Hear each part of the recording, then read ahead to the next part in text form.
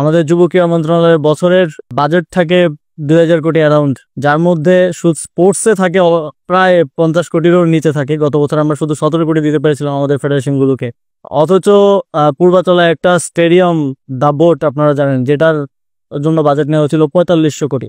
4500 কোটি টাকা যদি সেটা স্পোর্টসে আসতো, তাহলে এটা আমাদের জন্য হিউজ একটা ডেভেলপমেন্ট করার সুযোগ ছিল। আমাদের প্লেয়ারদেরকে আমরা প্রপার ভাবে ট্রেন আপ করতে পারতাম, সুযোগ সুবিধা দিতে পারতাম। সেই জায়গা থেকে আমাদের একটা উদ্যোগ, এখন কার্যক্রম আমরা এখনো শুরু করতে পারিনি। আমরা এখনো প্রস্তুতি পর্যায়ে আছি। আমাদের প্রথম দিকেই ঘোষণা করেছিলাম যে আমরা এটা স্পোর্টস ইনস্টিটিউট করব। অলরেডি জায়গাও ঠিক হয়ে গিয়েছে, আমাদের অ্যাসেসমেন্টও হয়ে গিয়েছে, এবং সেখানে আমরা অ্যাডভান্স লেভেল ট্রেনিং দিব আমাদের সম্ভাবনাময় প্লেয়ারদের, যারা পৃথিবীর বুকে বিভিন্ন অলিম্পিক থেকে শুরু করে বিভিন্ন জায়গায় দেশকে রিপ্রেজেন্ট করে। তো এই জায়গাগুলো স্পোর্টসের সাথে সায়েন্স ওতপ্রোতভাবে জড়িত, এই বিষয়টা আমাদের এখানে উপেক্ষিত। তো সেই জায়গাটাকে আমরা অ্যাড্রেস করার চেষ্টা করছি। এটা অবশ্যই একটা লং টার্ম কাজ।